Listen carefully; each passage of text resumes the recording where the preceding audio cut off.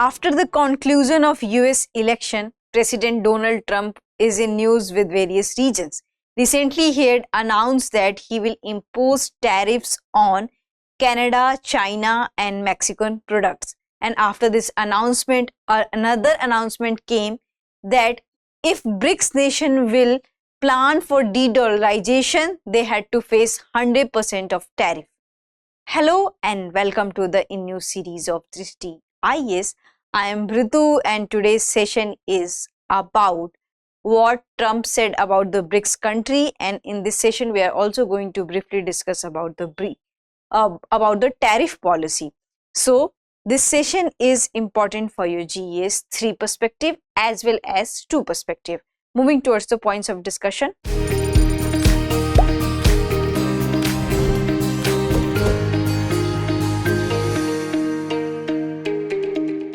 So first of all, we are going to discuss the news, then we are also briefly going to discuss that what Trump said, and then we are also going to discuss what does BRICS mean and why it is important, and will BRICS have a power to replace dollar, and then practice question for prelims. Before that, you have to like, share and subscribe to this TIAS channel.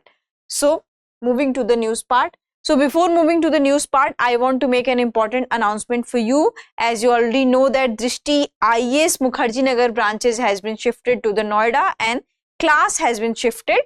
So here is our new address, C171/2 Block A Sector 15 Noida Uttar Pradesh, and nearest metro station is Noida Sector 15.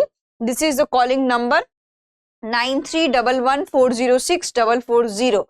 And here are the list of the classes. So in Noida, 9 December Hindi medium 11:30 am, 12 December English medium 6 pm, Lucknow 29 November 11:30 am, and the class has been already begun in Lucknow, Prayagraj 2nd Jan 5:30 pm. So coming to the news part.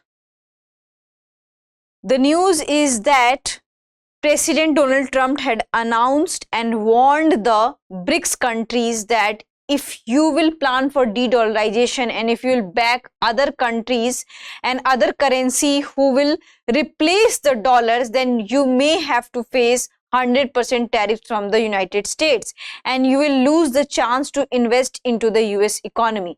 So this is the news which we are going to cover up in today's session, and why it is linked to India, because India is a part of the BRICS nation. So what impact it will have and is it possible or not? So coming to the next one is about that what does BRICS mean and who are the new members. So in 2006 there was a formation of BRIC.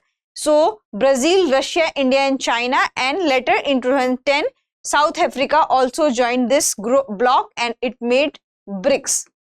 And BRICS is a short form of Brazil, Russia, India, China and South Africa. But there are more other countries and here are the new members: Egypt, Ethiopia, Iran, Saudi Arabia and United Arab Emirates.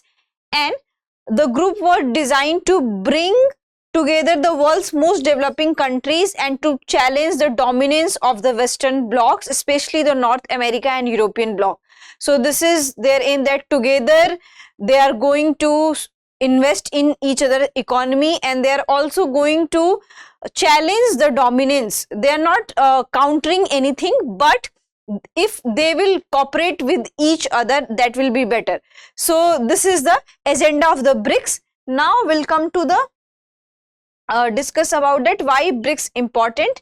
So BRICS is made up of emerging economies and each economy is very much influential in their continent. Suppose that we can see that China and Russia is very much important. Similarly, South Africa and Brazil is very much influential, and if we'll see the combined population, so it is around 3.5 billion, which is 45% of the world's inhabitants. And if we'll see the number, what is the net worth of the economy, so it is $28.5 trillion, about 28% of the global economy. So this is the economic importance of the BRICS. Here we'll come to the country wise. So we can see in China, so China has the largest one, which is $17.96 trillion. India $3.39 trillion, Russia $2.24 trillion, Brazil 1.92 trillion, Saudi Arabia here 1.92 trillion, United Arab Emirates 0.51, Iran 0.39, and Egypt 0.48, South Africa 0.41 trillion, Ethiopia 0.31 trillion. So we can see that how much BRICS is important, and this is the overview of their GDP in trillions in US dollars. So that's why America is challenging the BRICS countries that whether you will plan dollarization, you have to face 100% tariff on it, because BRICS is very much important in terms of economy, in terms of population. So that's why it is very important to have an eye on BRICS countries. Now we'll talk about the BRICS currency replace the dollar. So this was a matter of debate during this year also, that can BRICS replace the dollar or not, because this thing has been initiated by various countries. So economic expert has said that BRICS does not have this capacity that it can replace the dollar, but they can plan their own currency in terms of cryptocurrency, and there can be a common currency in which they can trade. But if we talk about that, it can completely replace the dollar, so it is not possible at this point of time. So this is about that. We cannot say that because earlier US is the thing in which they trade with each other. So might be they can plan another currency in terms of digital currency or in terms of other countries, but we cannot say that they can completely waive off this dollar thing. Now we'll talk about the tariff, that how does tariff work. So first of all, we should know that what is this tariff. So suppose that if you are importing any goods in your country, and the actual price of that particular product is 50,000, and there is a tariff of 10,000, so it total cost become what you can say 60,000.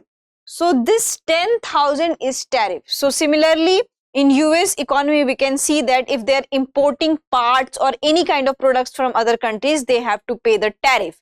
So this is the case that suppose that as they enter the country proportional to the value of their import, so a car imported to a US with a value of $50,000 subject to 25% tariff would face $12,500 surcharge. So additional they had to pay $12,500 surcharge in order to purchase a car from another country.